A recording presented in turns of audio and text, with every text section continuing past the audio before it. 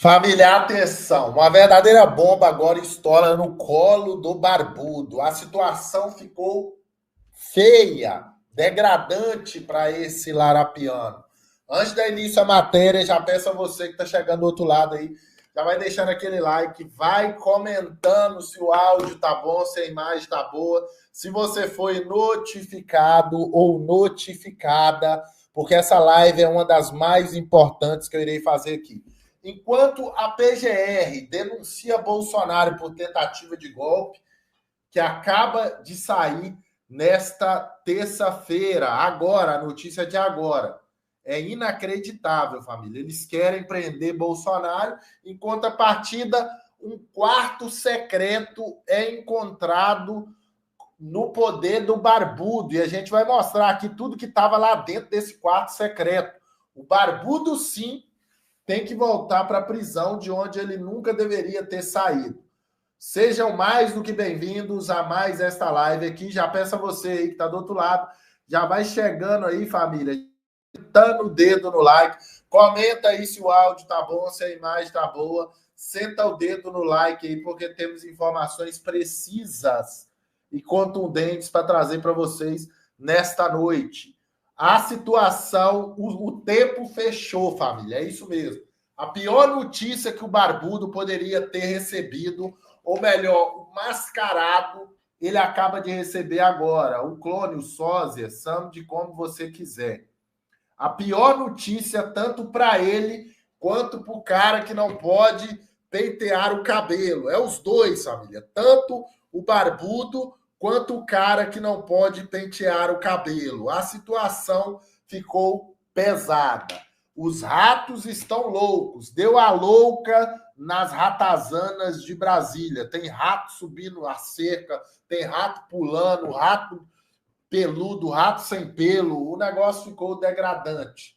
Enquanto isso, a cortina de fumaça da vez que eles estavam sumidos com essa cortina de fumaça é a situação do Bolsonaro. PGR denuncia Bolsonaro por tentativa de golpe. Acaba de sair agora a denúncia.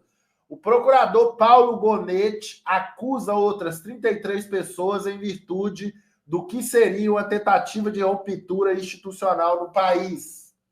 O STF agora vai se manifestar. Então, aquilo que todo mundo estava esperando aí acontece, né? O Bolsonaro, ele acaba de ser denunciado, né, pela PGR, pela tal tentativa de golpe.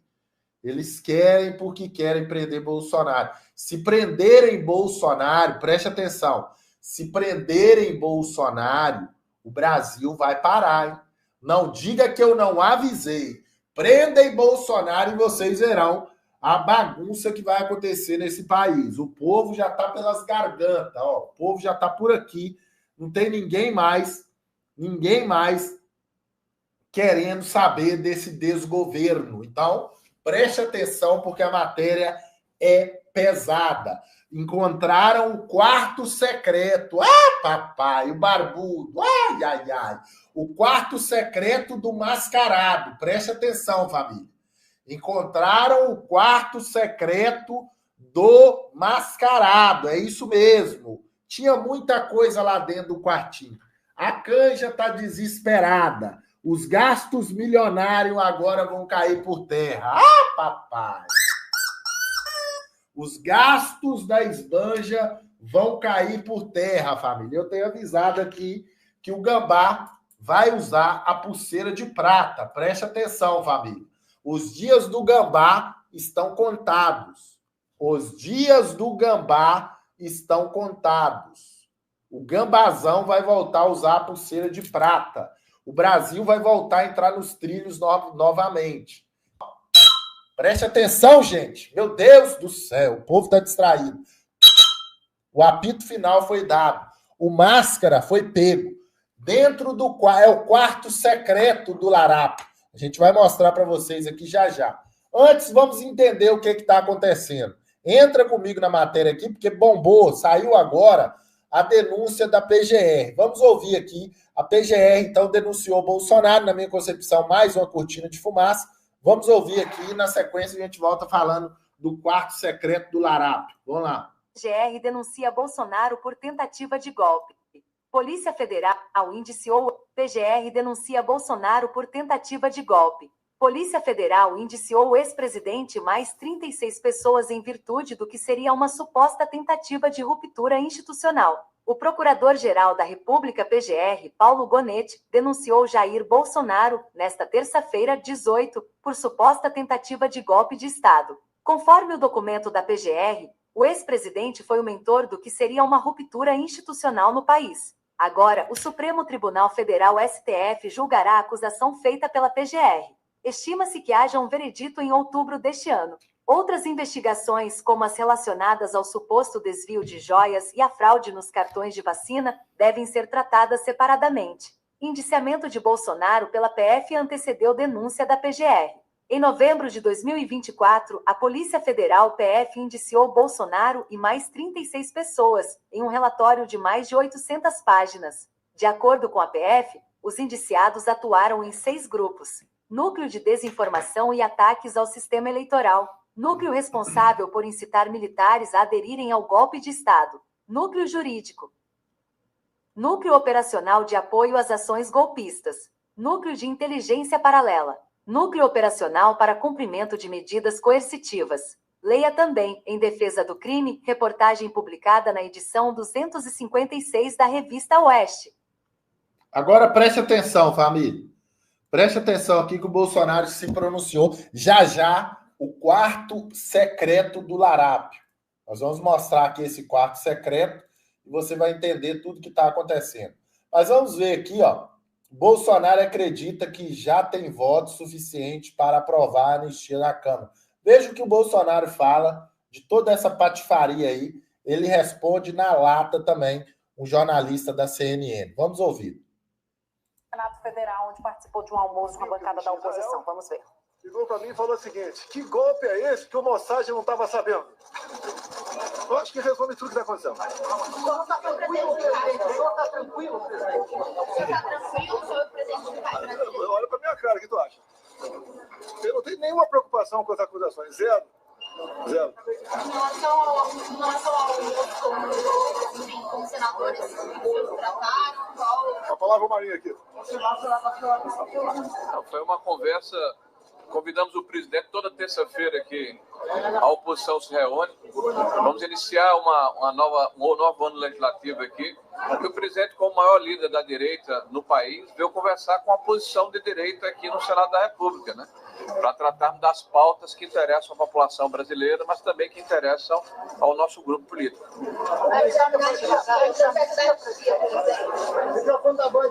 Temos conversado. Há 10 dias eu conversei com o Kassab, conversa reservada. Ele falou já em parte o que aconteceu. Hoje, o que eu sinto conversando com parlamentares como o do PSD, a maioria votaria favorável. Eu acho que na Câmara já tem quórum para aprovar a anistia. E o apoio em relação aos presidentes? O senhor conversou com o Gabriel Montucci? Não, eu conversei lá atrás com eles.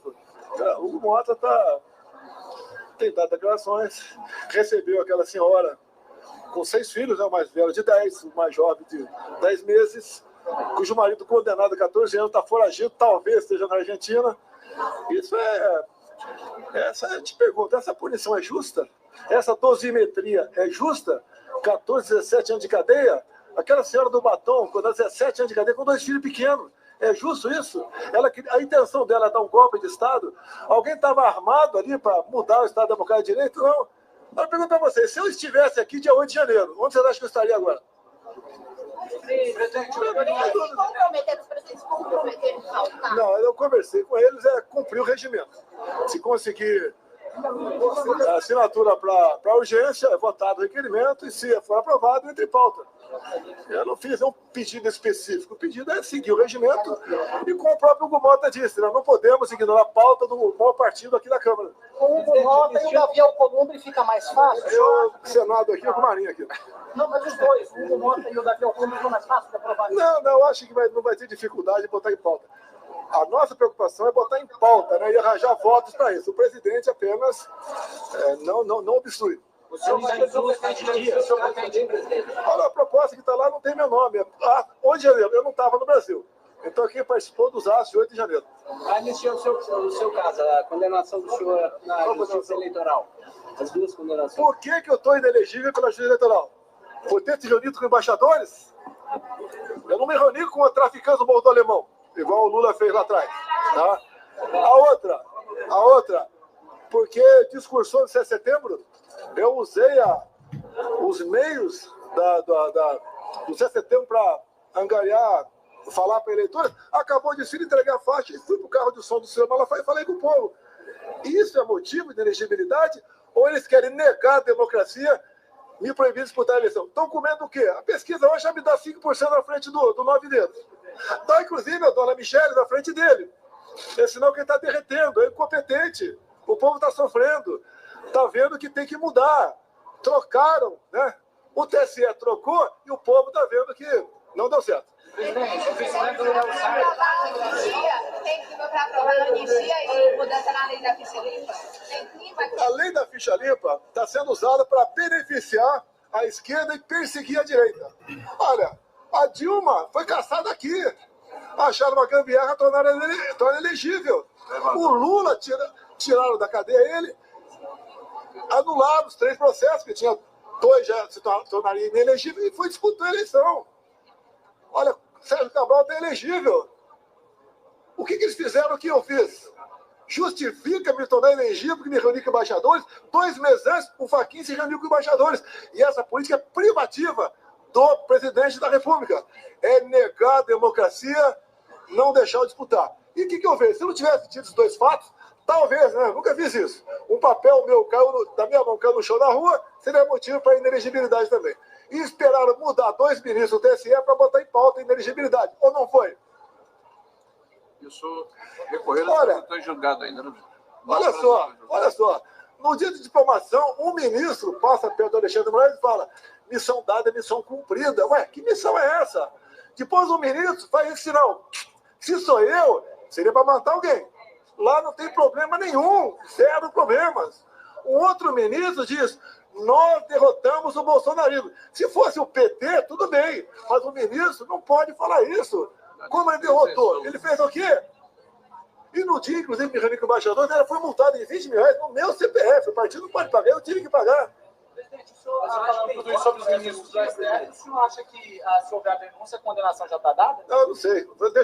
Eu tenho bons advogados, né? E eles respondem isso aí. O senhor traçou alguma estratégia hoje com os senadores? Não, aqui foi na mesa ali, assuntos gerais, né? E administrativos.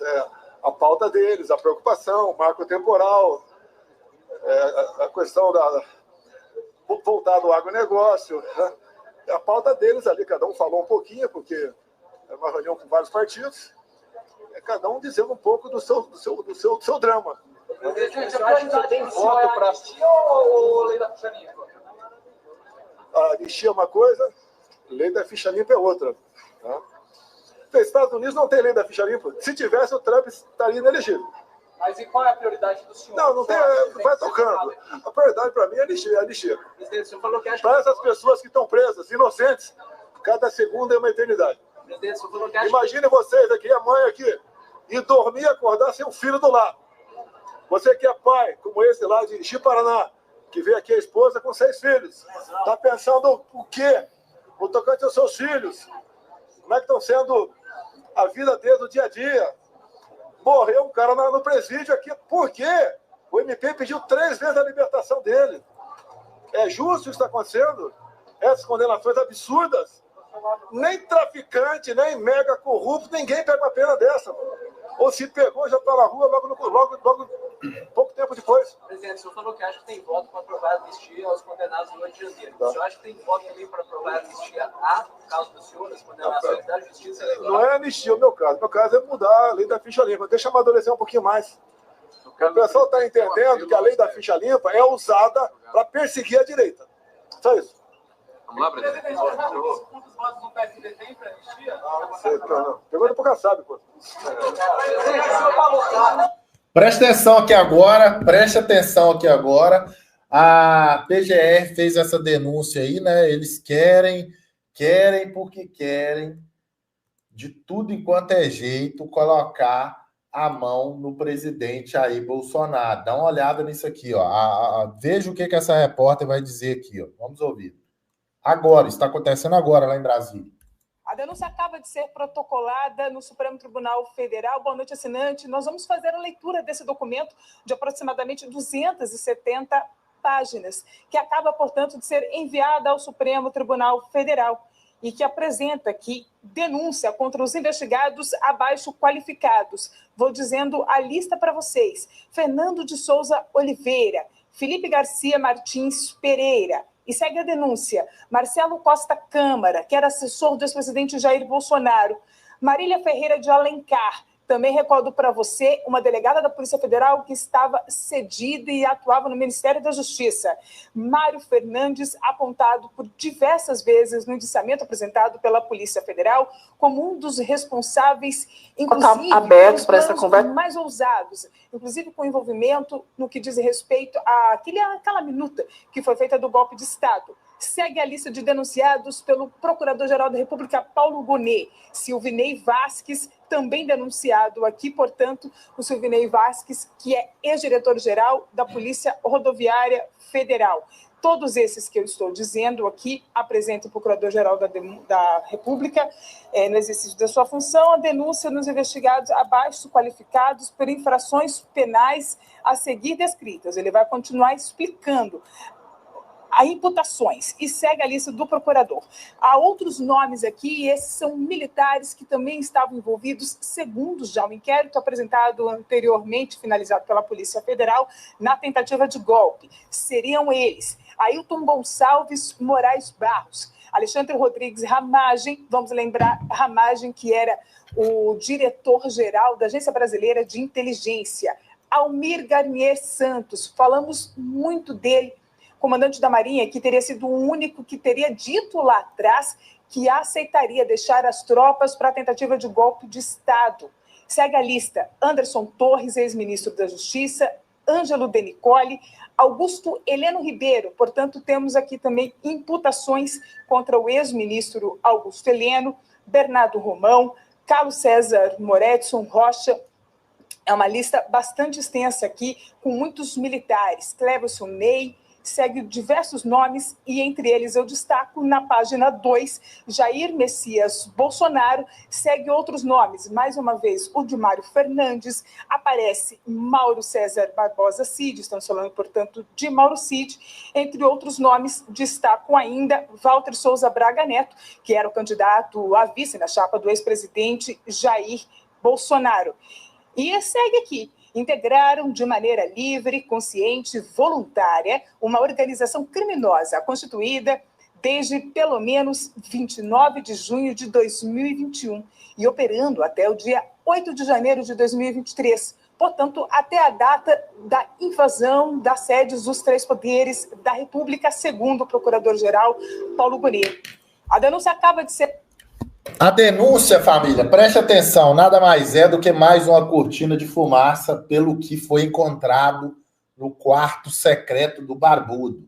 A denúncia pipocou aí agora, preste atenção, entra comigo aqui na matéria para você entender o que de fato está acontecendo e o que eles estão escondendo de você. Preste atenção, família. Eu preciso que vocês entrem comigo aqui na matéria. Vai chegando aí, família, rapidinho. Vai chegando aí, já vai deixando o like, vai compartilhando, porque é extremamente importante o que nós estamos trazendo aqui para vocês. A grande mídia está batendo nessa tecla aí, não é de hoje, da questão da vai prender Bolsonaro. Isso aí já virou uma piada, né? Eles repetem isso aí 24 horas por dia, todo o tempo, toda hora. Escuta aqui o que o Gustavo Gaia falou agora há pouco na tribuna, minutos antes dessa denúncia de Jair Bolsonaro. Não tem como negar que o Congresso está sentindo agora uma onda de alegria e de esperança no início desse ano de 2025.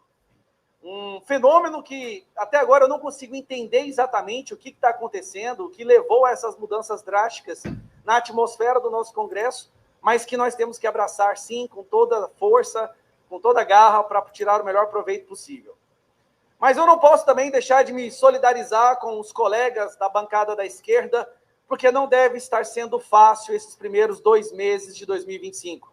Eu imagino o sofrimento no coração de cada um de vocês ao ver todo o projeto de poder que os senhores trabalharam durante décadas, escorrendo por entre os 9 dedos do ladrão na presidência. Não deve ser fácil. Então, aqui eu me solidarizo e talvez, em algum momento durante minha fala, será importante até pedir 1 minuto de silêncio em respeito à morte e ao fim desse governo que está diante dos nossos olhos.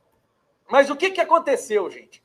O que levou tudo isso a acontecer? Bom, tudo começou quando a nossa Suprema Corte decidiu descondenar o maior corrupto da história mundial, líder do maior esquema de corrupção que o mundo já viu, e decidiu, contra a vontade do povo, contra a vontade do Brasil, colocá-lo na presidência. O que eles esperavam que iria acontecer?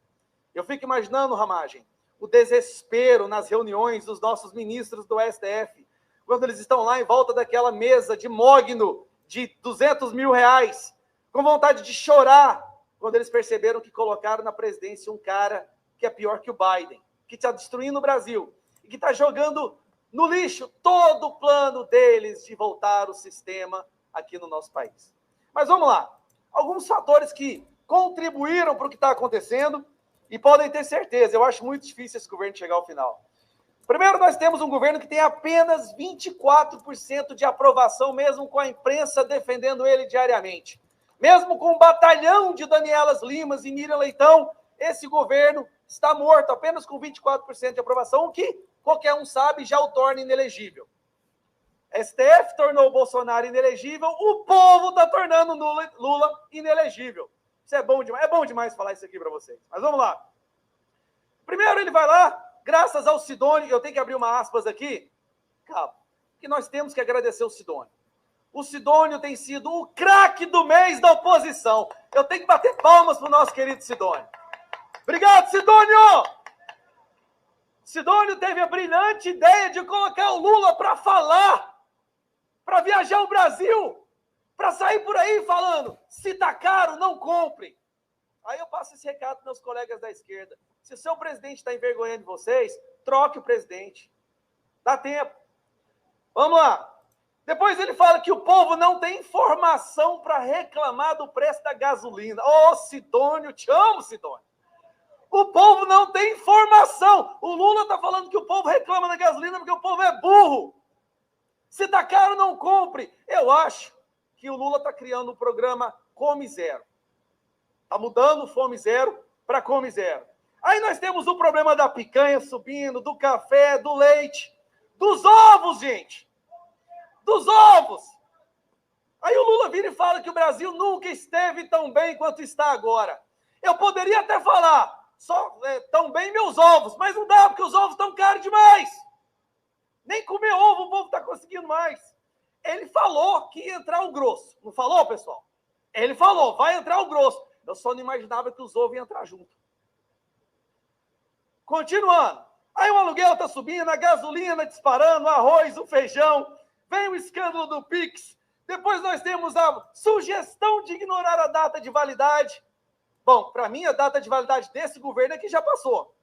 E não para por aí. O rombo dos Correios, prejuízo recorde, 14 bilhões da Previ. Depois vem a ministra do Lula, gente, nos dá aquele presente dizendo que déficit não é rombo. Tá ligado, Caveiro? Déficit não é rombo, tá bom? Prejuízo não é rombo. Meu Deus, gente, aí ontem, numa tentativa desesperada, obrigado, Sidônio, mais uma vez, numa tentativa desesperada de tentar demonstrar que ele não é completamente rejeitado, ele vai em Angra dos Reis para fazer uma reunião com o pessoal da Petrobras. E aí eles juntam 20 pessoas numa arquibancada e eles são obrigados a editar um vídeo para simular pessoas falando olê, olê, olá, lulá. Olha o cúmulo da humilhação que esse governo chegou. Tem que editar um vídeo falando olê, olê, olá. Temos o caso do ministro Tarado. Eu estou explicando para vocês, tá? Porque é que seu presidente está com 24%. Aí vem o ministro Taradão. Vamos falar dos recordes, delegado. Os recordes desse governo. Recorde de mortes por dengue, recorde de mortes em Yanomami, recorde de queimada, recorde de subida do dólar, recorde de vacinas que foram perdidas, recorde de empresas em inadimplência, vixe Maria. recorde de fugas de presídios de segurança máxima, recorde de recuperação judicial, recorde de aumento da criminalidade, recorde de aumento de feminicídio e recorde de aumento de mortes da comunidade LGBT, Sigma, Delta, Pix, QIA+, Volkswagen. É o governo dos recordes, gente. É impressionante. Vamos lá. A lista é grande, porque esse governo é sensacional. Eu estou adorando esse ano. Ramage, eu estou adorando esse ano, cara. Ano passado eu estava desanimado, esse ano eu estou assim, eu estou no gás. Eu estou no gás, ninguém me segura. Vamos lá. Aí o presidente vai lá na ONU participar do evento, passa vergonha, tem o microfone dele cortado no meio da fala. Quando no Brasil que o presidente teve a sua voz cortada no meio da fala do discurso da ONU? Mas é claro, um presidente que recebe agradecimento do Hamas, que é um grupo terrorista que arranca a cabeça de crianças, que está apoiando o golpe aqui na Venezuela do nosso narcoditador, que ele fala que é uma pessoa boa, e continua, a corrupção aumenta. Não, o Brasil acabou de receber a pior nota da história da transparência no que diz respeito à percepção de corrupção. A pior da história. Presidente, nem no mensalão, nem no petrolão, a pontuação do Brasil esteve tão baixa quanto agora no que diz respeito à percepção da corrupção. Mas também, né, colocaram um descondenado corrupto na presidência. Aí vem os escândalos. Escândalo do Arrosgate, escândalo da mega licitação, né, do Paulo Pimenta, dos amigos do PT, a Quentinha, o IBGE. Não, porque de acordo com o IBGE, o Brasil está às mil maravilhas. E se você discordar do IBGE, você é fake news, antidemocrático, você tem que ser preso pelo STF, tá bom? Nós tivemos a rainha do tráfico visitando o ministro do governo Lula, nós tivemos ONG financiada pelo PCC, sentando com o ministro da Justiça para debater política pública. Gente, vocês não têm vergonha na cara no trem desse, não? ONGs financiadas pelo PCC sentando com o ministro da Justiça. Ah, falar nisso, o PCC e o Comando Vermelho fizeram as pazes, vocês estão sabendo, né? Fizeram as pazes, você acha que o governo prometeu para eles tudo que eles estavam precisando. Os sigilos. Lula veio para acabar com os sigilos, e qual que é o recorde que ele bate?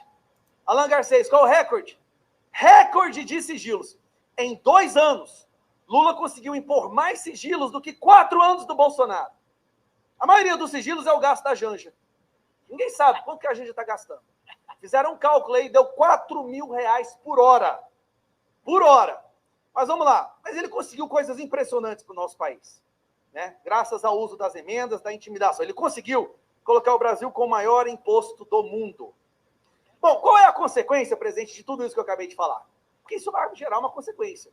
Não só a rejeição recorde, a aprovação baixa, mas também o abandono. E aqui eu peço para a produção colocar uma música triste, porque o Lula está sendo abandonado. Lula está sendo abandonado pelo Centrão, pelo Kassab, está sendo abandonado pelo Paulinho da Força, que foi o primeiro partido a pular no barco, já pulou fora. Lula foi abandonado pelo Felipe Neto, cara. Felipe Neto. É triste ouvir isso, Felipe Neto. Aí ontem, um dos maiores articuladores para descondenar o Lula pula fora do barco. O Cacai, o advogado de bermuda, que anda no STF, pulou fora do barco, completamente abandonado. Gente, a gente está vivendo um momento tão louco que a gente está vendo a Daniela Lima abandonando o governo. Agora, o dia que a Miriam Leitão pular fora do barco, aí, meus amigos, e vamos ser sinceros, eu tenho dó dos nossos colegas ali do PT, porque eles são obrigados pela hierarquia a subir na tribuna e defender esse governo. Eu entendo. Mas os assessores de vocês conversam com os nossos assessores, eles falam o que está acontecendo. Eles sabem que vocês estão sofrendo, que vocês estão revoltados, que vocês gostariam de formar um grupo para andar sempre com o Lula, para impedir o Lula de falar besteira, que vocês acham que o Lula não tem mais capacidade cognitiva para tomar decisões, que ele já está no estágio Biden. É porque os assessores... Tem um negócio que chama rádio corredor, que os assessores conversam uns com os outros. E eu estou com dó da nossa galera do PT. Mas a solução? Qual é a solução para Lula para tudo isso? Para entrar na conclusão, presidente. Para tudo que eu falei, picanha, café, gasolina, MST voltando, criminalidade subindo, corrupção. Qual é a solução do governo? Censurar a população brasileira. É simples. Já que eles não conseguem resolver o problema, vamos criminalizar quem denuncia o problema. A prioridade desse governo, povo brasileiro, você que fez o Hélio, eu sei que está arrependido, a prioridade do governo não é diminuir o preço da picanha, do café, do arroz, do feijão, do seu aluguel, da gasolina, do diesel, não. A prioridade do governo é perseguir e criminalizar as pessoas que reclamarem disso. Ele quer censurar o Brasil. e vai descarregar toda a sua artilharia em forma de emenda, intimidação, cargos, ministérios, para fazer com que esse Congresso aprove isso.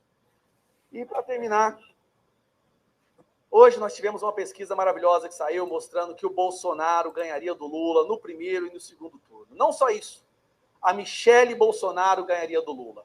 Eu acho que a situação está tão calamitosa, tão desastrosa no Brasil, que qualquer um aqui da direita que correr contra o Lula ganha. O Lula perde para ele mesmo. Mas a verdade é que o Brasil está sentindo falta do Bolsonaro. E esse é o perigo. Quando essa ditadura do judiciário percebe que a população quer de volta o Bolsonaro, só resta uma coisa para esse pessoal: é prender o maior líder da direita da América Latina.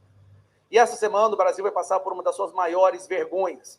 Nós estamos aí prestes a ver a denúncia iFood. Aquela denúncia que é pedida sobre encomenda, é escolhido os ingredientes, o período de entrega, se paga mais para que seja acelerado e você consegue acompanhar o trajeto dela até a porta do STF. Uma denúncia que com certeza vai jogar o Brasil no mesmo patamar de ditaduras como Venezuela, Cuba, Coreia do Norte, mas que com certeza a população não vai aceitar. O povo brasileiro já está dizendo chega, dia 16 de março está chegando. A esquerda, a imprensa vai se assustar com o povo indo para as ruas para pedir, mais uma vez, a anistia, que vai passar. O Bolsonaro de volta à presidência. E de uma vez por todas, o fim do lulopetismo no nosso país, que é o maior câncer que assolou gerações dessa nação. Tudo isso, meus amigos, nos primeiros 2 meses de 2025. Então, quando eu falo que esse ano as coisas mudaram, eu só consigo achar uma explicação: interferência divina. O que mudou nesses últimos 2 meses, o declínio desse governo, o desespero dos nossos colegas ali do PT e da esquerda, só tem uma explicação: a interferência divina no nosso país. Por isso eu estou esperançoso, eu acredito que esse ano a gente resgata essa nação. E talvez, como diz, né, Deus escreve certo por linhas tortas. Talvez a linha torta dessa vez foi deixar o Brasil experimentar mais um pouco o que é um governo de esquerda, para que a lição seja aprendida de uma vez por todas. E nunca mais se cogite a hipótese de colocar qualquer pessoa que defenda essa ideologia no poder novamente. Então, para concluir, presidente, eu acho mais nada do que respeitoso, né, nós fizermos agora, meus colegas aqui da direita, do PL. Preste atenção aqui, família. Já informações aí desse quarto secreto que foi encontrado. A gente vai mostrar tudo aqui para vocês, nos mínimos detalhes. Mas eu peço aí, você que está chegando agora aí, deixa o like. Também tem uma informação aqui vindo direto dos Estados Unidos da América. Você precisa entender o que de fato está acontecendo. Tem informações chegando direto dos Estados Unidos da América e a gente vai mostrar aqui para vocês em tempo real. Vamos ouvir aqui o Maurício Marcon. Já deixa o like aí, pessoal. Vai chegando, deixando o like aí rapidinho. Que vai aproveitar a vida, colega Osmar, no seu triplex. Que vai aproveitar a vida no seu sítio. Que vai aproveitar a vida no raio que o parta. Mas que deixe esse país em paz.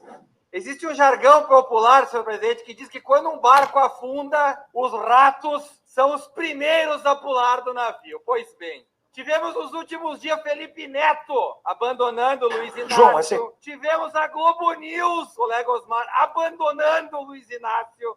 Pela segunda vez, o pai da crise tem nome e sobrenome e vai passando assim quase de vítima. É Luiz Inácio Lula da Silva. Ontem tivemos Cacai, famoso advogado de Marginal aqui em Brasília, abandonando o Luiz Inácio. Mas, infelizmente, senhor presidente, esse barco está afundando a todos. E a pesquisa Datafolha, vejam só, até a Folha de São Paulo parece que abandonou. Luiz Inácio mostrou que o apoio a esse desgoverno simplesmente terminou. Quando puxamos a história, presidente, os números que outrora outros comandantes do país tiveram no seu segundo ano de mandato, percebemos que nunca antes na história desta nação um presidente da República, em seu segundo ano, iniciando o terceiro, esteve tão mal avaliado como o Luiz Inácio. Quando olhamos as perspectivas para 2026, Lula leva uma surra de Jair Bolsonaro. Sabe por quê, senhor presidente? Porque o povo tem saudade de pagar barato comida. Porque o povo tem saudade de ter saúde. Para se ter uma noção, a dengue é a maior da história nesse país. O número de cirurgias da fila para as pessoas se operarem no SUS subiu 26%. Ou seja, Lula está matando a própria população e o povo está cansado de Luiz Inácio. Sugiro ao presidente que renuncie. Não espere as milhares de pessoas irem às ruas no dia 16 de março. As pessoas estão sem dinheiro, presidente, para comprar comida. Para comprar café não tem mais dinheiro. Lula, já no alto dos seus 80 anos, que vai aproveitar a vida, colega Osmar, no seu triplex, que vai aproveitar a vida no seu sítio, que vai aproveitar a vida no raio que o parta, mas que deixe esse país em paz. Obrigado, senhor presidente. Agora veja isso aqui, família. Calma que a gente vai chegar no quarto secreto. O pessoal tá abafado aí, né? O povo quer o quarto secreto para ontem. Veja essa informação aqui sobre a condenação. Eles querem porque querem colocar o presidente Bolsonaro atrás das grades. Eu já falei que isso aí é cortina de fumaça, mas vamos ouvir aqui na sequência. Eu vou falar do quarto secreto aí. A cortina de fumaça é para tampar o quarto secreto. Dentro do STF, Paulo, nós temos alguns grupos e alguns grupos de poder. O ministro Barroso talvez seja uma das figuras mais interessantes de análise. Por quê? Porque ele não integra a organização criminosa. Eu vou falar assim, ostensivamente, a organização criminosa que foi instalada dentro do STF quando você nomeia, por exemplo, o advogado pessoal do presidente como um ministro da Suprema Corte, ou quando você nomeia o advogado do partido que não reunia o saber jurídico, notório saber jurídico, como o Toffoli, ou quando você coloca o ministro da Suprema Corte como o Lewandowski, que agora é ministro da Justiça, que também tinha um passado muito mais conectado à ideologia.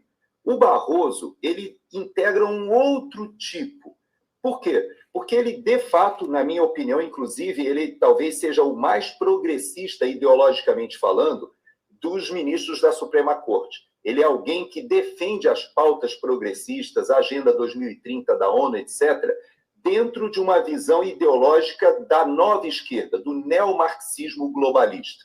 Então, ele sim está muito alinhado com esse fenômeno que nós estamos vendo na Europa, principalmente. Ele tem uma convergência de opiniões, inclusive com essa ideia da nova ordem mundial propugnada por esse grupo de globalistas. Ele realmente acredita nessas pautas. Agora, quando ele fala nós derrotamos o bolsonarismo, ou quando ele fala perdeu o Mané, não a mola, é óbvio que ele já está tomando uma posição partidária. Ele, por si só, com essas duas frases, ele já deveria até se declarar impedido para qualquer tipo de julgamento. Você está certo. Porém, é importante entender, Paulo, que quando ele fala essas duas frases, ele está se referindo ao bolsonarismo e a essa disputa como aquele grupo que deveria ser extirpado e afastado, como acontece na Europa, que são estigmatizados como extrema-direita, seja o partido, seja o grupo da Marine Le Pen na França, ou seja o grupo agora que está aí emergindo nas eleições na Alemanha, que estão acontecendo essa semana. Ele acredita, de fato, que Bolsonaro, Trump e tantos outros líderes nacionalistas, populistas, são um grupo a ser evitado. Então, não é uma questão nem pessoal com Bolsonaro. Agora, existe dentro do STF, além desses que eu identifico como uma verdadeira organização criminosa, tentando agora, inclusive, desfazer os efeitos da Lava Jato, desfazendo os acordos de leniência, defendendo os interesses de grupos que foram condenados, e que tem vários deles, inclusive, com escritórios de advocacia de parentes atuando em Brasília. Toda essa estrutura que a gente considera, no mínimo, imoral, também existe dentro do STF um grupo ideológico agora. Nós temos Flávio Dino, que representa, sim, a ideologia comunista. É diferente do Barroso, que representa a ideologia globalista. É um neomarxismo disputando com o marxismo antigo. E nós temos o grupo que está lá só por questão de dinheiro e de defender os seus próprios interesses. Então você veja que é um balaio. Aquilo ali não é simples, não é uma análise muito simplória de saber como é que seria esse julgamento. E vou além. Nós temos Donald Trump e o governo americano hoje que tem uma influência muito grande nesse processo. Você acha que esses ministros gostariam de não visitar mais o Pateta? Não visitar mais a Disney? Você acha que esses ministros, inclusive o Barroso, tem casa aqui no sul da Flórida, parentes, ele tem em nome de terceiros. Não é só ele. Todos esses ministros sabem que se houver sanção do governo americano, eles não poderão somente restringir as suas viagens aos Estados Unidos. Não. Haverá, inclusive, bastante dificuldade para que essas conexões deles na Europa sejam persistentes. Eu lembro do ministro Gilmar Mendes. Como é que o Gilmar Mendes vai sobreviver sem o Gilmar Palusa em Portugal e sem suas conexões e a sua casa em Portugal, já que ele trabalha muito mais atualmente de Portugal do que do Brasil? Então você veja que esses ministros, Paulo, eles sabem que enfrentarão tempos difíceis se eles perseguirem Bolsonaro e reproduzirem o lawfare que foi feito contra o Trump. Porque isso que eles estão querendo fazer no Brasil é repetir o que foi feito contra o Trump. Só que tem um detalhe, né, Paulo? O Trump resistiu, venceu e agora está desfazendo essa estrutura de lawfare, de perseguição política com instrumentalização da justiça, aqui nos Estados Unidos. E você acha que ele vai olhar o Bolsonaro sendo condenado e preso e não vai se ver, de certa maneira, reproduzido ao sul do continente, como se fosse um Trump tupiniquim? Olha, não vai dar certo. Eu acredito que o que o Barroso está falando é o seguinte: olha, nós precisamos achar uma saída, porque prender o Bolsonaro ou condenar o Bolsonaro pode agradar a ala mais criminosa, pode agradar até a ala mais ideológica que hoje eu represento ali com o Flávio Dino. Mas tem muita gente ali, Paulo, com interesses nos seus investimentos no exterior. Porque esses ministros da Suprema Corte, todos são ricos. Por quê? Não com o salário da Suprema Corte, mas por causa dessa estrutura que foi criada, na qual o que menos importa para eles é quanto eles recebem do cofre público, dos cofres públicos ali do Tesouro Nacional, Paulo. Agora, preste atenção aqui na dinheirada. Você vai cair para trás. É dinheiro que não acaba mais. Deixa o like aí, família. Vai chegando deixando o like aí, porque tem muita informação aqui, hein? Muita informação mesmo. Denúncia de esquema de corrupção no governo Lula com precatórios. Sabe quem fez essa denúncia? Você vai cair para trás. Nada mais, nada menos do que o Ciro Gomes. Vamos ouvir. De repente, o Lula resolve pagar tudo de uma vez só, numa hora que falta dinheiro para tudo, aumenta imposto para cá, faz o diabo, porque o país está com um buraco nas contas gigantesco, o maior da história. O que acontece? No dia seguinte, que o Lula resolve pagar de uma tacada só, eu estranhei e fui investigar. Sabe o que eu descobri? Aqui está o maior escândalo da história brasileira. Pelos valores envolvidos, volto a dizer, 93 bilhões de reais, nós estamos chegando a um escândalo cujos valores envolvidos é maior do que o mensalão e maior do que o petrolão. Olha então, isso. Terminou o ano de 2023. Preste atenção, 93 bilhões, de bilhões de reais. Escuta bem aqui o que o Ciro jogou no ventilador, hein? É maior que o petrolão e o mensalão junto. Vamos lá. Aqui está o maior escândalo da história brasileira. Pelos valores envolvidos, volto a dizer, 93 bilhões de reais, nós estamos chegando a um escândalo cujos valores envolvidos é maior do que o mensalão e maior do que o petrolão. Então, vamos lá. Terminou o ano de 2023, tinha uma conta de 93 bilhões para pagar, só que o Bolsonaro, via Supremo Tribunal Federal e via Congresso Nacional, não pagou. E o governo Lula, ali no finzinho do ano, quando todo mundo já estava se preparando para as festas, de repente resolveu pagar. Eu achei estranho e fui investigar. Sabe o que aconteceu? Concretamente, para a gente sair da burocracia, mas eu vou explicar a burocracia também. Concretamente, assim, eles vão fazer todo um esforço de tirar esse assunto de você e eu vou insistir para você entender como é que você está sendo roubado. É assim mesmo, a palavra dura que eu estou dizendo é você, nós brasileiros estamos sendo roubados. O que aconteceu concretamente foi o seguinte: saiu 93 bilhões de reais dos cofres do governo. Lembra, o cofre do governo é o dinheiro público, o dinheiro que falta para a educação, para a saúde, para a segurança pública, para terminar 14 mil obras paradas. Essa montanha de dinheiro, 93 bilhões, saiu dos cofres do governo e foi parar no cofre dos bancos.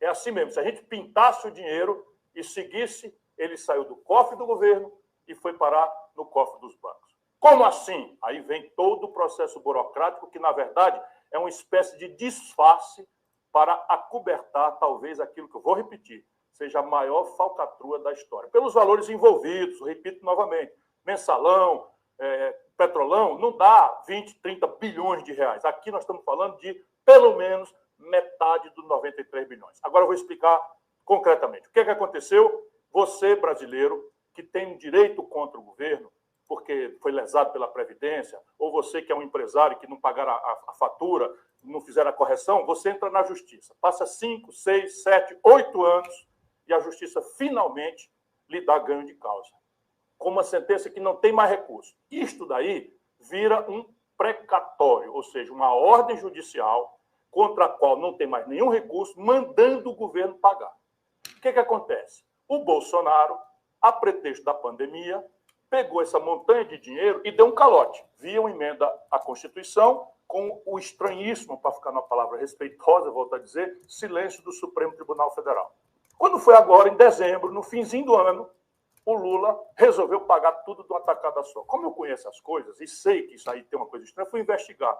Meu irmão, desculpa, eu descobri, e isso você não vai ver na imprensa. Você não vai ver na imprensa. Eu consegui dar uma entrevista, meti na entrevista na CNN, e a partir daí, como ali é um segundo que você tem que responder, eles ficam manipulando coisas. Concretamente, volto a dizer, o dinheiro saiu do governo e foi parar nos bancos. Mas agora eu vou explicar como é que faz esse truque para que a falcatrua seja acobertada.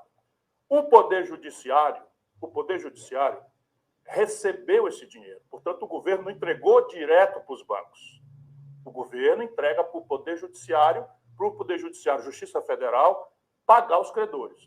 Só que quem chega para receber não são os credores, o povo. Quem chega para receber são os bancos. Por quê? Porque os bancos compraram dos detentores desses direitos, das pessoas que tinham direito de receber por sentença judicial chamada precatório final, as pessoas tinham direito de receber. Então, veja, você é um trabalhador, ganhou 20 mil reais na justiça, depois de 7 anos. Então, você tinha direito de receber 20 mil do governo via Justiça Federal. O que é que fizeram os bancos?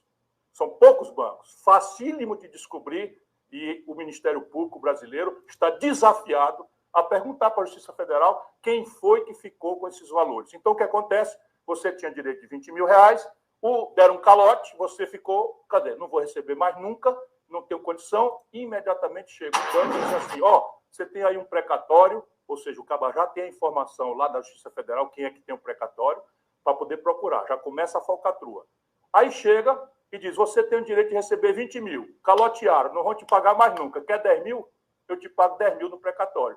O camarada, olha, eu não vou receber isso nunca, é melhor receber 10 mil, metade do que eu tenho direito, do que 20 mil. Entregou o precatório para o banco deu para ele 10 mil reais. O banco ficou com coisa, que é isso? O banco, então, agora está comprando um papel que não vale nada, que ninguém sabe como é que vai pagar. Aí está a grande falcatrua. De repente, por um passe de mágica, os bancos foram receber esse dinheiro, só que em vez de receber 10 mil que eles pagaram para o trabalhador humilde, eles receberam 20 mil. Exatamente o valor que estava no papel. Sacou? Ou seja, o dinheiro do povo, o governo pegou e passou para os bancos. Foi direto? Não, claro que não foi. Assim também, tenha paciência. Aí é um batedor de carteira. Não tem nem como Estadão, sempre a serviço dos banqueiros, anunciou. Ou fica a turma aí do PT, que não tem o que responder, anunciando. Não, foi assim, o governo, via judiciário, entregou o que era do povo, para os bancos. Por quê? Porque os bancos, informados pelo governo de que aquele calote ia ser agora pago pela coisa, compraram do povo pela metade do valor que tinha e os bancos receberam 100%. Ou seja, se o governo tinha 93 bilhões de reais, por que o próprio governo, se o governo tinha, vou repetir, 93 bilhões de reais, por que o próprio governo, via Advocacia Geral da União, não chamou esses credores todos com um acordo e dizer, meu irmão, me dê desconto de 50%, me dê um desconto de 30%, nós tínhamos economizado 45 bilhões de reais, dinheiro suficiente para resolver todas as obras paradas do Brasil. Não, o governo pagou 93 bilhões de reais para os bancos. Ah, mas o governo não passou para os bancos? Vou explicar de novo. É claro que ele não passou para os bancos. Ele fez uma falcatrua via Poder Judiciário. Passou o dinheiro para o Judiciário depois que os bancos compraram pela metade do preço o que o povo tinha. Está entendendo? E depois que o povo foi lesado, o governo pagou pelo valor do nome, pelos 20 mil, no exemplo que eu dei de 10 mil, o governo pagou. Você perdeu 93 bilhões de reais, os credores perderam pelo menos a metade disso, e o país, mais uma vez, está vendo o assalto generalizado aos cofres públicos que a corrupção endêmica no Brasil, pelo Lula, pelo PT, produziram. Se quiserem, vou insistir em explicar, mas acho que aqui está mais simples de entender, porque qualquer pessoa. Quem resolve isso? Ministério Público. Como resolve isso? Faz um ofício simples para a Justiça Federal, para o Conselho Nacional de Justiça, dizendo quem são as pessoas que chegaram com procuração em nome de credores para receber os precatórios. Aí você vai achar que dia os precatórios que não valiam nada passaram a valer ouro? No dia que o governo Lula anunciou que ia pagar tudo. Só que ele, quando anuncia publicamente, os bancos já tinham comprado, tendo claramente informação privilegiada. É assim a corrupção moderna de Lula e do PT.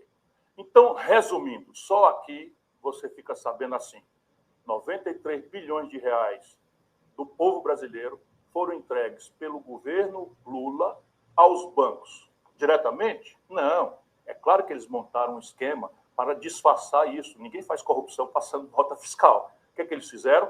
Pagaram ao judiciário essas contas, para o judiciário pagar o povo.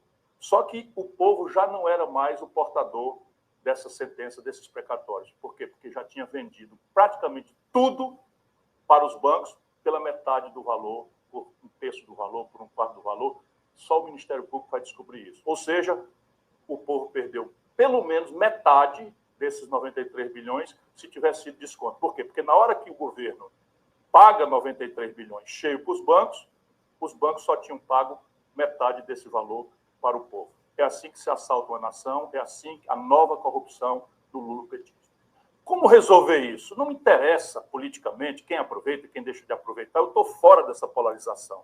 O que eu estou é dando sequência a uma luta de vida contra a corrupção que causa miséria, pobreza, violência e que, infelizmente, é um grande câncer na vida brasileira de forma impune. Todo mundo está vendo. Então, como é que resolve? É simples. O Ministério Público Federal, dado que isso é um assunto da Justiça Federal e do Governo Federal, faz um simples ofício para a Justiça Federal, para o CNJ, para o STJ, e pergunta, simplesmente, quem foi que compareceu com a procuração em nome de terceiros para receber o valor dos precatórios. E abre um inquérito na Polícia Federal para apurar que dia os precatórios não valiam mais nada e passaram a valer pelo valor de face. E aí vai se encontrar claramente o tráfico de influência, a informação privilegiada, que é a nova e grande sofisticada modernidade que a corrupção do Lula e do PT produziram agora nessa fase no Brasil. De repente... Pessoal, preste atenção aqui que tem um recado direto vindo dos Estados Unidos da América. Segura aí, pessoal. Segura aí que a gente já vai falar aqui do quarto do barbudo. A gente já vai falar do quarto do barbudo. Descobriram agora em entrevista bombástica nos Estados Unidos, revelado a outra face de Moraes. O que aconteceu para ele deixar de ser um advogado? Preste atenção. O Alexandre. O que aconteceu para ele deixar de ser um advogado e passar a fazer parte de grupos políticos, até do nada virar alguém que bota medo nas pessoas? Tem gente no Brasil até chamando ele de ditador. O que houve aí? Acho que o Paulo Figueiredo, que mora aqui nos Estados Unidos, pode responder melhor essa pergunta. É meio complicado. Eu digo isso porque nós três aqui vamos ter que voltar para casa. E eu estou falando bem sério, a gente pode porque ser preso. Dependendo do que a gente falar aqui, podemos entrar numa fria lá. Eu lembro quando estávamos juntos em Bruxelas, no Parlamento Europeu, falando sobre a censura no Brasil e tudo mais. Quando a gente voltou, o meu nome tinha sido adicionado no relatório da Polícia Federal. Não sei o de vocês, mas todo mundo aqui está sendo investigado. Assim como o Elon Musk, então quando o Alexandre de Moraes não gosta de alguém, ele abre uma investigação contra essa pessoa. Então eu acho que é melhor o Paulo por exemplo, falar. Patrick, um dia depois que falamos com o Elon Musk sobre o Space no X, no dia seguinte... Esse é o Space do Twitter do Mário Naufal, né? Exatamente. Ele faz um trabalho Obrigado, fenomenal. Mário. A propósito, ele está fazendo muito pelo mesmo, Brasil, está nos dando voz. Então, um dia depois disso, eles abriram uma investigação contra mim porque eu chamei o Lula de ladrão. Então, é isso que eles fazem. Se você disser qualquer coisa que talvez seja perigoso para eles, eles abrem uma investigação e tentam te pressionar, sabe? E eu imagino que nem sempre o Brasil foi assim. Não foi. Ok, então quando isso mudou, é isso que eu quero saber. É isso que o Paulo vai te quando isso responder. mudou, então? Bom, vamos lá. Ele tem uma história bem interessante. Ele nunca foi conservador, mas o Brasil não teve conservadores por muito tempo. Nós tínhamos a esquerda e a centro-esquerda. Então tínhamos o Partido dos Trabalhadores, né, que é uma galera mais socialista, das antigas, e tínhamos a centro-esquerda, que era mais como a social-democracia europeia.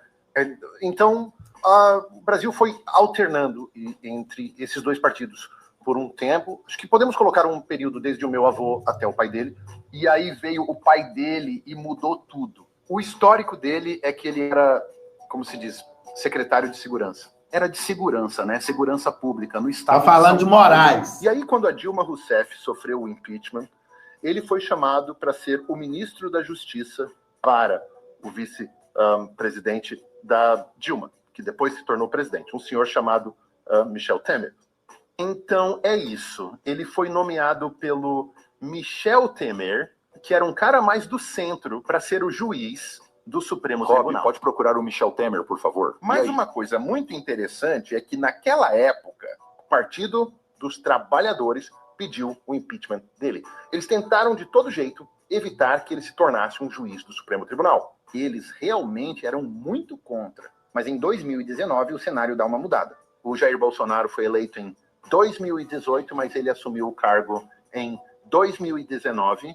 E, ao mesmo tempo, a Operação Lava Jato começava a investigar corrupções na Suprema Corte, envolvendo algumas figuras do Supremo Tribunal Federal. Isso inclui um outro ministro chamado Gilmar Mendes. Não. É M-I-C-H-E-L. Michel Temer. É tipo Temer. Michael em português. M-I-C-H-E-L-T. Isso, é o primeiro. É esse aí mesmo.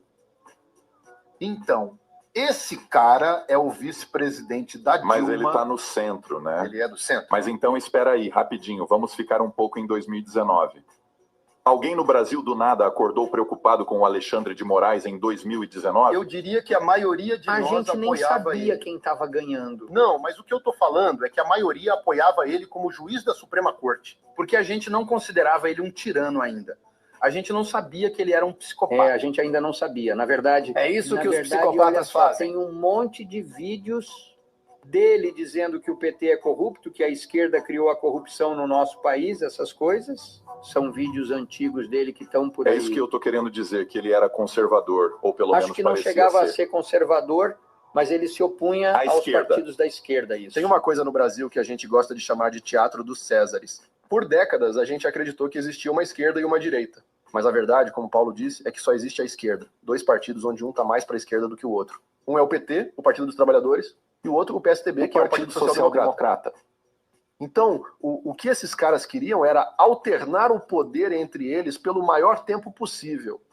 E esse cara, o Alexandre de Moraes, fazia parte de um dos partidos não tão de esquerda. Ele era como se fosse o representante do partido. Mas foi aí que aconteceu uma virada do jogo. Por causa da internet, as pessoas começaram a dizer o que pensavam e a debater online. E por isso conseguimos eleger o Bolsonaro. Na Câmara dos Deputados, o Bolsonaro ele era o que chamamos de baixo clero, era um deputado de baixo escalão. Era um cara isolado. E graças à internet ele conseguiu espalhar a palavra dele e ele disse exatamente o que a gente estava pensando, mas não podia falar.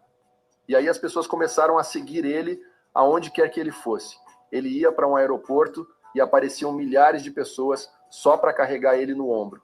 E o sistema começou a ficar preocupado. Falaram, ei, peraí, quem é esse cara de fora que está tentando abrir caminho aqui no meio? A gente já sabe quem vai ser o próximo presidente. E o Alexandre de Moraes fazia parte do grupo do próximo presidente. Mas então aconteceu aquela virada no jogo e conseguimos eleger o Bolsonaro. Foi muito parecido com o Donald Trump aqui. Mas com muito menos dinheiro.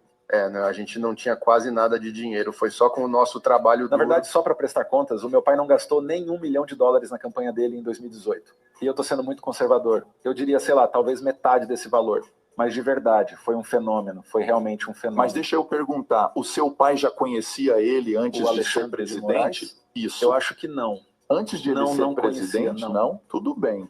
Mas também ninguém achava que o Bolsonaro ganharia. Quer dizer, ninguém acreditava nele. Você já ouviu? Ninguém estava O povo estava fazendo piada, falando, meu Deus, como assim o Bolsonaro quer ser presidente? Era deboche. Foi exatamente a mesma coisa que rolou. Mas tem uma diferença, porque quando as pessoas dizem tipo Trump, a diferença é que o Trump já era famoso. É isso aí. Ele já aparecia na TV há muito tempo. O seu pai era famoso no Brasil? Não, meu pai não era famoso. Ele era meio famoso por aparecer em uns programas de televisão. televisão. Na verdade, a ascensão do meu pai foi exatamente quando a esquerda estava implantando uma estratégia que era para incentivar o uso do politicamente correto.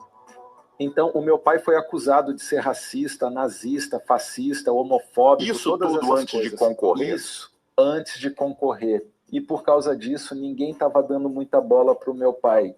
Então ele só continuou fazendo o que ele estava fazendo, falando o que pensava. E ele começou a rodar pelo país inteiro porque ele falava que se a Dilma Rousseff, que não é inteligente, e eu estou sendo muito educado, se ela foi reeleita, se ela conseguiu ser reeleita como presidente do Brasil, por que não eu? Então ele começou a viajar pelo país, fazendo alguns programas de rádio e TV. Isso foi em 2018 ou 2017? Acho que foi... Foi 16 ou 17, isso mesmo. Por aí. Então ele começou a falar sobre as políticas que ele achava que eram problemáticas no Brasil em 2016. Sim. Isso. Ele aparecia em programas de TV isso. populares, incluindo programas que não eram sobre Mas política. Olha só, uma coisa importante é que muitos desses programas chamavam ele para tirar sarro. Para debochar dele. Eles tiravam sarro da cara dele. Mas essa é a desconexão que existe entre a mídia tradicional e a população. Porque quando a gente assistia e ouvia ele falando, ele falava exatamente o que a gente estava pensando. As pessoas estavam tirando sarro da cara dele, mas ele falava com a grande massa das pessoas. E o mais legal é que foi por causa da internet que ele finalmente conseguiu ser ouvido, sabe? Exato. Então, em 2016, as pessoas começaram a usar o Facebook e o Instagram, e aí ele conseguia ser ouvido, porque antes a gente só tinha os meios de comunicação tradicionais no Brasil.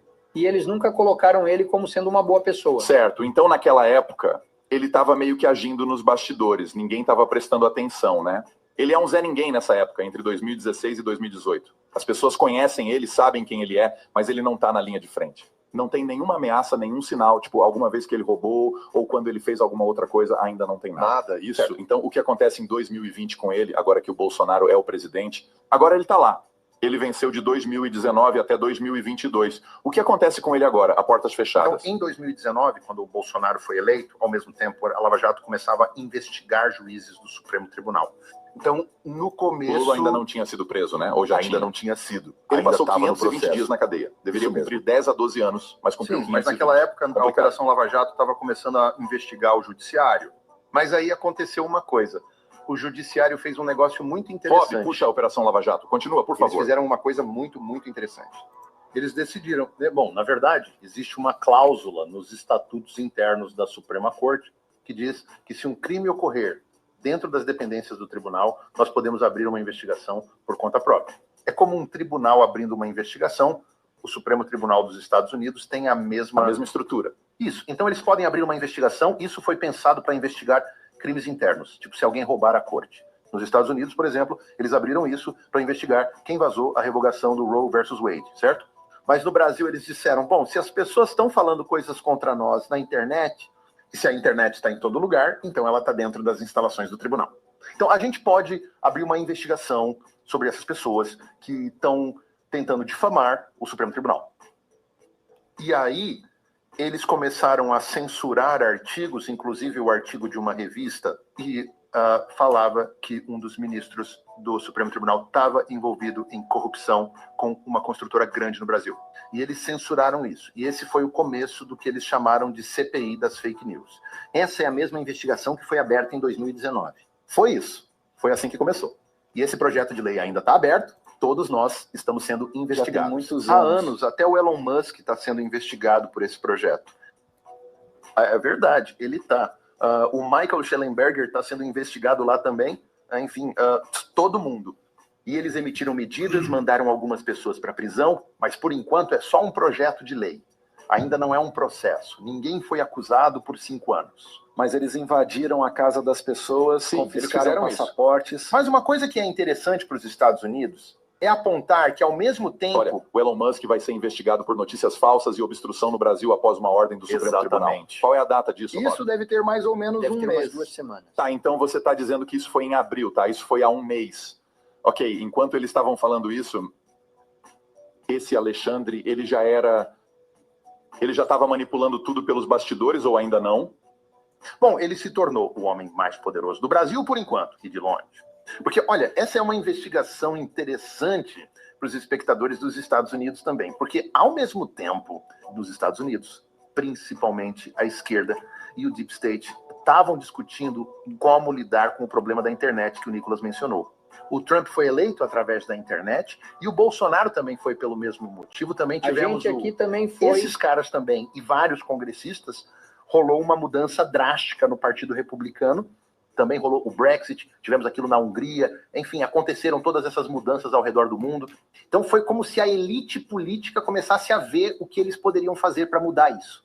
Então agora, se você ler o relatório do Complexo Industrial de Censura da Comissão Judiciária da Câmara, você vai encontrar isso.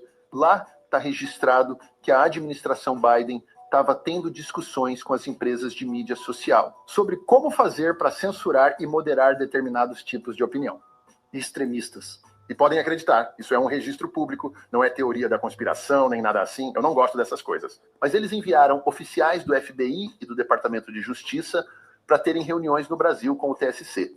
E essas reuniões eram para tentar explicar como, entre aspas, combater a desinformação. E isso foi meio que foi a mesma coisa. Presta atenção, pessoal. E isso era registro público. Isso foi em 2019, então antes do Biden se tornar presidente. Exatamente. E alguém da elite política estava reagindo? Sim, o Deep State estava tentando reagir. Bom, todo mundo aqui tem uma noção do quanto o Trump sofreu com o FBI enquanto ele era presidente, né? Então é meio que para isso que o Deep State está lá, né? Não importa quem ganhe, eles vão estar lá de qualquer forma. Vocês diriam que agora ele é o homem mais poderoso do Brasil? Certeza. De longe. Mesmo sendo temido? Porque ele pode fazer o que ele bem entender. E aí eu te pergunto, você vai apelar para quem? Não tem ninguém que está acima do Supremo Tribunal.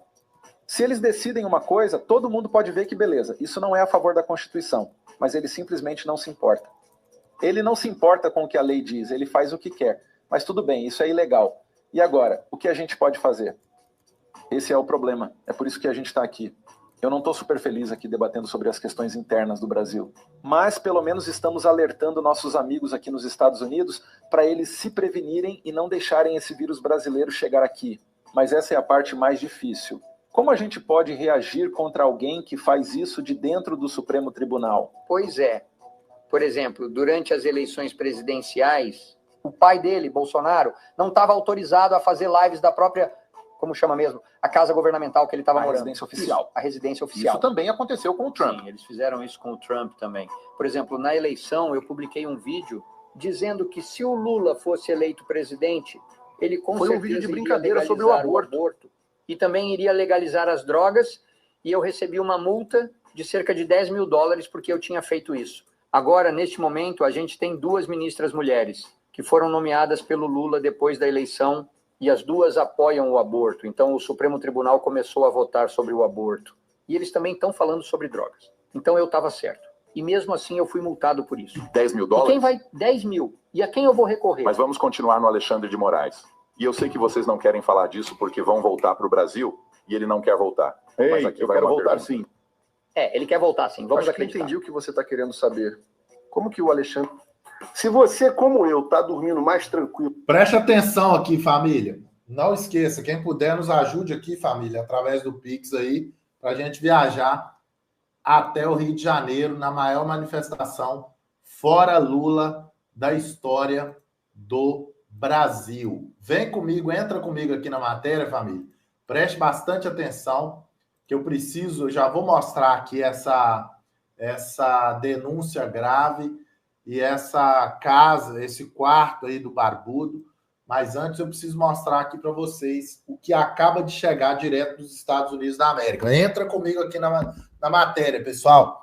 Colabore aí através do Pix aí. Eu coloco às vezes aí, família, ajude com R$10, porque R$10 não aperta para ninguém, né? Então vou colocar aqui, ó, ajuda aí com R$10. Juntos somos mais fortes. Para mim poder estar indo até o Rio de Janeiro representar cada um de vocês, senão vão poder ir. Vou filmar tudo, mostrar os bastidores da maior manifestação em favor do impeachment e da anistia dos presos do 8 de janeiro. Estados Unidos manda recado claro ao mundo. Não toleraremos mais censura. Preste atenção aqui o que o vice-presidente dos Estados Unidos trouxe agora. Vamos ouvir na sequência o quarto secreto do Barbudo. Eu vou mostrar aqui para vocês na íntegra. Tirando. Dá uma olhada aí e vem comigo na matéria. Reunimos-nos nesta conferência, claro, para discutir segurança. E normalmente falamos de ameaças à nossa segurança externa. Vejo muitos grandes líderes militares reunidos aqui hoje. Mas enquanto o governo Trump está muito preocupado com a segurança europeia e acredita que podemos chegar a um acordo razoável entre Rússia e Ucrânia, e também acreditamos que é importante nos próximos anos que a Europa se esforce mais para garantir sua própria defesa, a ameaça que mais me preocupa em relação à Europa não é a Rússia, não é a China, não é nenhum outro ator externo. O que me preocupa é a ameaça interna, o recuo da Europa de alguns de seus valores fundamentais, valores compartilhados com o Sinwá. Fiquei surpreso ao ver um ex-comissário europeu na TV recentemente, parecendo feliz que o governo romeno tinha anulado uma eleição inteira. Ele alertou que, se as coisas não correrem bem, o mesmo poderia acontecer na Alemanha também.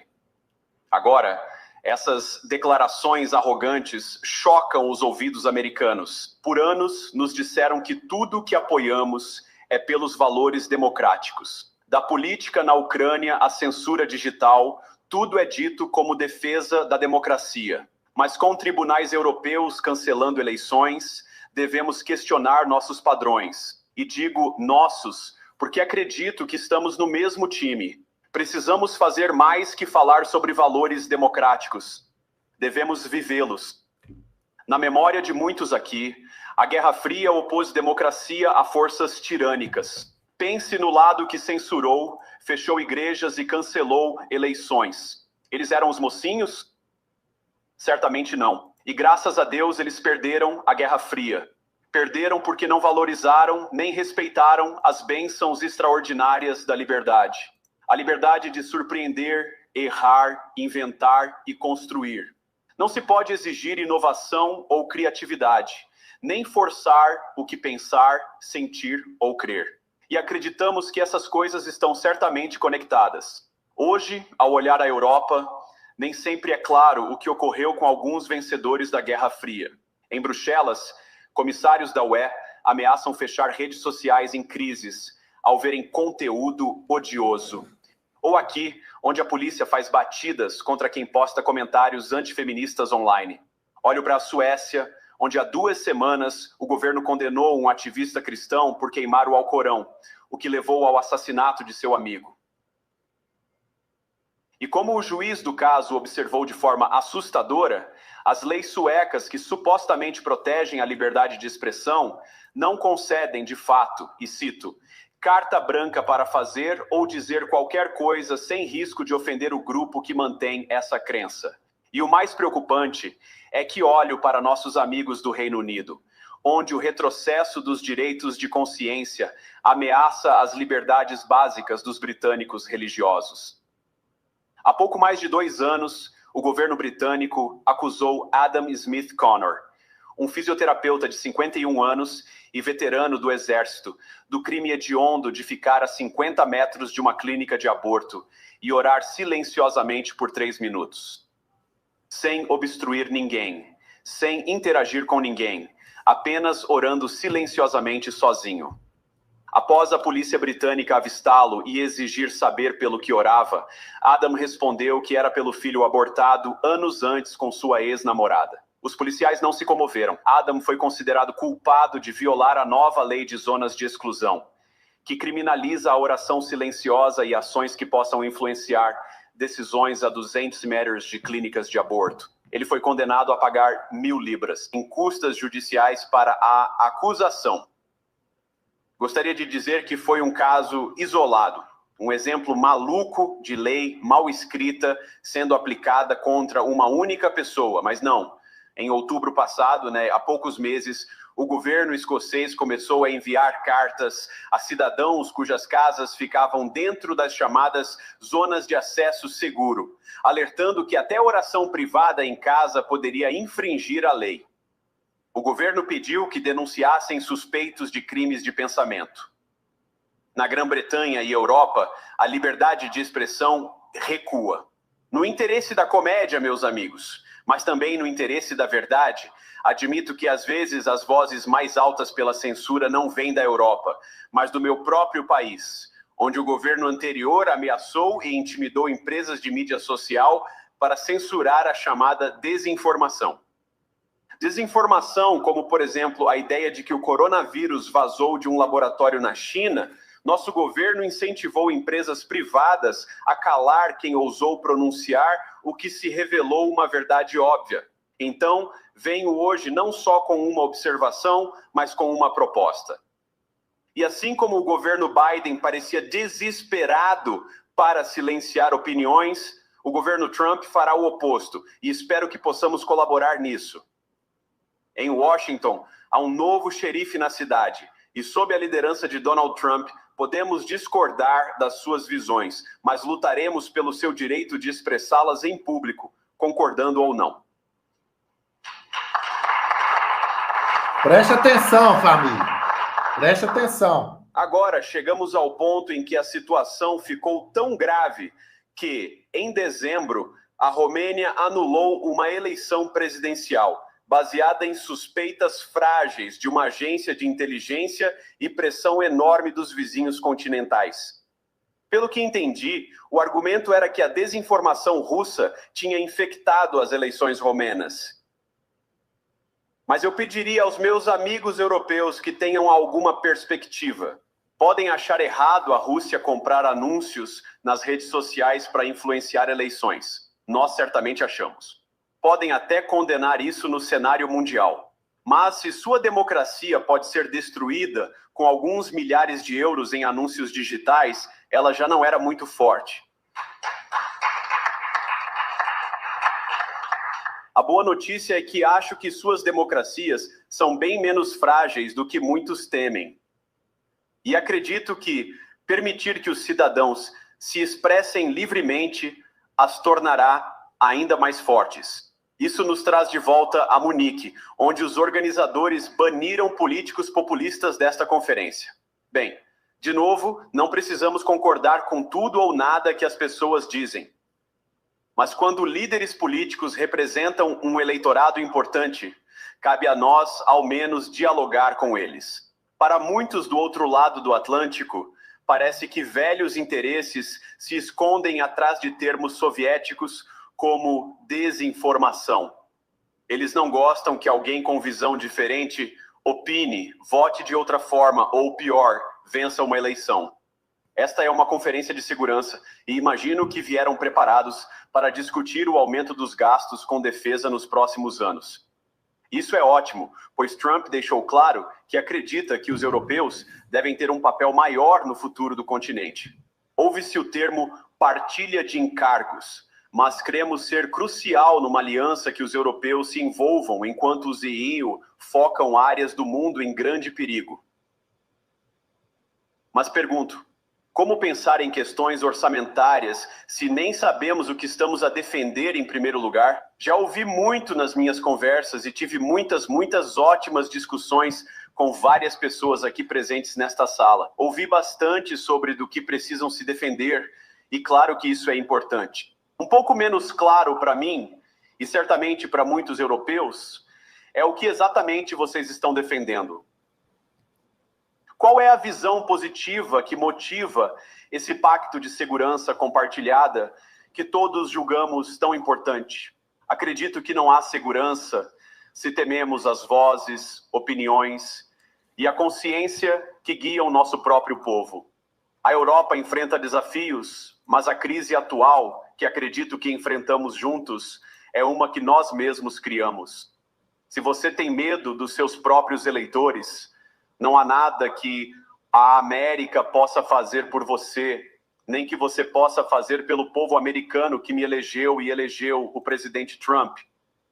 Vocês precisam de mandatos democráticos para realizar algo de valor nos próximos anos. Não aprendemos nada? Mandatos fracos geram resultados instáveis, mas há muito de valor que pode ser realizado com o tipo de mandato democrático que acredito virá de ser mais responsivo às vozes dos seus cidadãos. Se quiser ter economias competitivas, se quiser desfrutar de energia acessível e cadeias de suprimentos seguras, precisa de mandatos para governar, pois tem que fazer escolhas difíceis para ter tudo isso. E, claro, sabemos disso muito bem nos Estados Unidos. Não se ganha um mandato democrático censurando oponentes ou prendendo-os, seja o líder da oposição, um cristão humilde orando em casa ou um jornalista tentando noticiar. Nem se ganha ignorando o eleitorado básico em questões como quem faz parte da nossa sociedade. De todos os desafios urgentes que as nações aqui representadas enfrentam, creio que nada é mais urgente que a migração em massa. Hoje, quase 1 em cada 5 pessoas vivendo neste país veio do exterior. Isso é, sem dúvida, um recorde histórico. É um número parecido, aliás, nos Zeroas também um recorde histórico. O número de imigrantes na UE de países não UE dobrou só de 2021 a 2022 e, claro, subiu muito desde então. E sabemos que a situação não surgiu do nada. É fruto de decisões conscientes de políticos do continente e do mundo ao longo de uma década. Vimos os horrores causados por essas decisões ontem, aqui mesmo nesta cidade. E não posso falar disso sem lembrar das vítimas que tiveram um belo dia de inverno em Munique arruinado. Nossos pensamentos e orações estão e permanecerão com eles. Mas por que isso aconteceu, afinal? É uma história terrível, mas uma que ouvimos demais na Europa e, infelizmente, nos Estrecois também. Um jovem requerente de asilo, já conhecido da polícia, atropela uma multidão e destrói uma comunidade. Quantas vezes sofreremos esses terríveis reveses antes de mudar de rumo e levar nossa civilização a uma nova direção? Nenhum eleitor deste continente votou para abrir as portas a milhões de imigrantes sem controle. Mas sabe no que eles votaram? Na Inglaterra, votaram pelo Brexit. Concordando ou não, eles votaram. E cada vez mais na Europa, votam em líderes que prometem acabar com a migração descontrolada. Eu concordo com muitas dessas preocupações, mas você não precisa concordar comigo. Acho que as pessoas se importam com seus lares, sonhos, segurança e capacidade de sustentar a si e aos filhos. E são inteligentes. Creio que isso é uma das lições mais importantes que aprendi em meu breve tempo na política. Ao contrário do que se ouve em Davos, os cidadãos das nossas nações não se veem como animais educados ou peças intercambiáveis numa economia global. E não surpreende que não queiram ser manipulados ou ignorados pelos seus líderes. É função da democracia resolver estas grandes questões nas urnas. Acredito que ignorar as pessoas, suas preocupações, ou pior, calar a mídia, impedir eleições ou excluir do processo político não protege nada. Na verdade, é a forma mais certa de destruir a democracia. E falar e expressar opiniões não é interferir nas eleições. Mesmo quando pessoas opinam fora do seu país, e mesmo quando são muito influentes. E com humor, se a democracia do ZEUA aguentou 10 anos de Greta, vocês aguentam meses de Elon Musk. Mas o que nenhuma democracia americana, alemã ou europeia sobreviverá é dizer a milhões de eleitores que suas preocupações, aspirações, seus pedidos de alívio são inválidos ou indignos de consideração. A democracia se baseia no princípio sagrado de que a voz do povo importa. Não há espaço para barreiras. Ou você defende o princípio ou não. Os europeus, o povo, têm voz. Os líderes europeus têm uma escolha. E acredito firmemente que não precisamos temer o futuro. Você pode aceitar o que seu povo diz, mesmo quando surpreende, mesmo quando discorda. Se fizer isso, pode encarar o futuro com certeza e confiança, sabendo que a nação apoia cada um de vocês. E isso, para mim, é a grande magia da democracia. Não está nesses prédios de pedra ou hotéis luxuosos, nem mesmo nas grandes instituições que construímos juntos como sociedade. Crer na democracia é entender que cada cidadão tem sabedoria e voz. Se nos recusarmos a ouvir essa voz, até nossas maiores vitórias garantirão pouco. Como disse o Papa João Paulo II, um dos maiores defensores da democracia, não tenham medo. Não devemos temer nosso povo, mesmo quando expressam opiniões contrárias à liderança. Obrigado a todos. Agora vamos falar do cofre descoberto aí. Tem mais coisa ainda, tá, pessoal? Fica na live aí que tem mais coisa. Além do cofre aí, do cofre secreto, tem mais coisa. O chicote tá estralando, o bambu tá gemendo, o pau tá torando. Bruxa voando sem vassoura, saci andando de patinete. O trem tá feio pro lado do barbudo, família. Barbudo está em colapso geral. Barbudo, neste exato momento, está desesperadinho. Barbudo nunca teve tão desesperado igual está agora. Vamos mostrar aqui o que a Polícia Federal encontrou. Vem comigo aqui, dá o like aí, pessoal. Senta o dedo. PF encontra cofre de Lula com joias e obra de arte, localizado dentro de um quarto, num acervo guardado em 23 caixas lacradas. Olha isso aí, pessoal. Isso tudo aí foi encontrado. É muito dinheiro mesmo. Aí, ó, o cofre foi encontrado num quarto. A Polícia Federal encontrou a sala-cofre na agência do Banco do Brasil de São Paulo, 23 caixas, com obras de artes valiosíssimas. O larápio está cercado, família. Até cofre agora eles estão encontrando aí. E o pau está torando aqui também, ó. Preste atenção, ó. STF recebe o recado. Preste atenção. Estados Unidos age imediatamente. Você vai clicar nessa live aí, ó. Clica nessa capinha aí, que a gente vai continuar essa live lá no outro canal. Você tem que ir para lá também, tá, pessoal? É bom que você esteja aqui e vá para o outro canal também. Vai clicar aqui, ó. Você vai clicar bem nessa capinha aí agora. Clica aí que você já vai ser direcionado para o meu outro canal. Já vai chegando lá e falando se deu certo, beleza? Eu te espero lá. Vai chegando lá e falando se deu certo.